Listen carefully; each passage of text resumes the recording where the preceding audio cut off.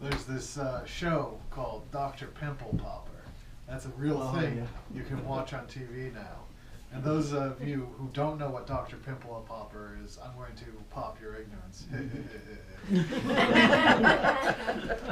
See, if you make a bad joke and then make a weird noise, it makes the joke better. Anyways. Yeah, Dr. Pimple Popper is this show about a dermatologist who specializes in removing weird things from people.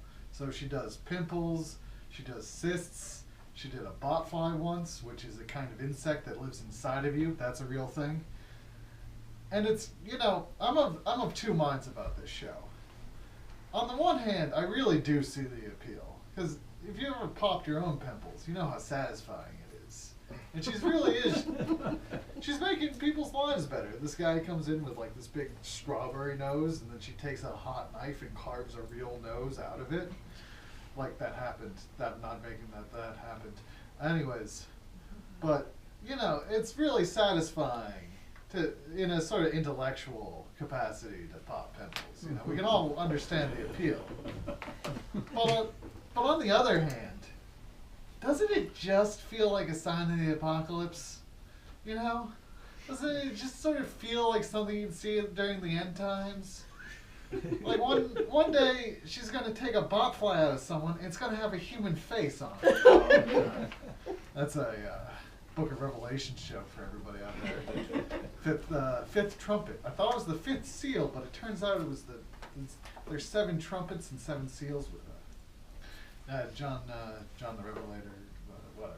Anyways, and Dr. Pimple Popper is a show on the Learning Channel, which I will actually have to give it to them. That is educational, I guess.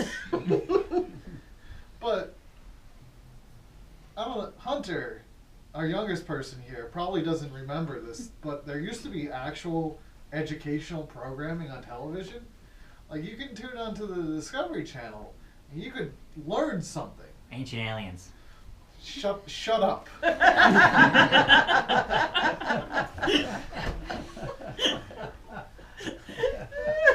I'll explain why that happened later, but as we're actually like immediately now, you know, you could used to tune into the History Channel and learn history, and now all they show is the show Ancient Aliens. Thank you, Hunter.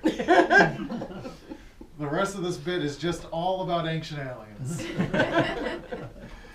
Anyways, Ancient Aliens is a show based on the proposition that everything cool or interesting that has ever happened on this planet was done by aliens. Every single achievement, every single smart person, like Einstein, Leonardo da Vinci, I almost said DiCaprio, that would have been really bad. Somehow, it's all aliens. And just about the one thing that Ancient Aliens hasn't blamed on aliens is the show Ancient Aliens. Which I actually think is, that's probably the case, right? I mean, if aliens were to meddle in human affairs, they'd make this dumb show just to make it seem less plausible that there are aliens.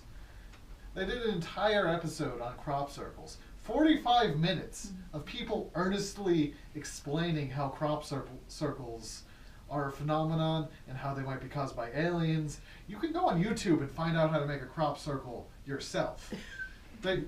Crop circles are not aliens. There's like, you don't know the lengths of suffering I went through to write this bit. I had to read all the episode descriptions, and towards the end I was like touching my nose, like, is that blood? Like, it's insane. It's entirely insane. There's this one episode. So there's this mud brick city called Catalhoyuk that was made during the Neolithic age, and they say maybe it was hit by a nuclear weapon. Well, here's the thing. Catalhoyuk is a mud brick city. It's made out of mud and bricks. I'm not saying that there wasn't a city destroyed by a nuclear weapon. I'm saying that we wouldn't have found it if it was destroyed. You can't say that a city that we found has been destroyed. It wasn't. Anyways, thanks for coming in tonight. I hope you all have a good evening. See you later.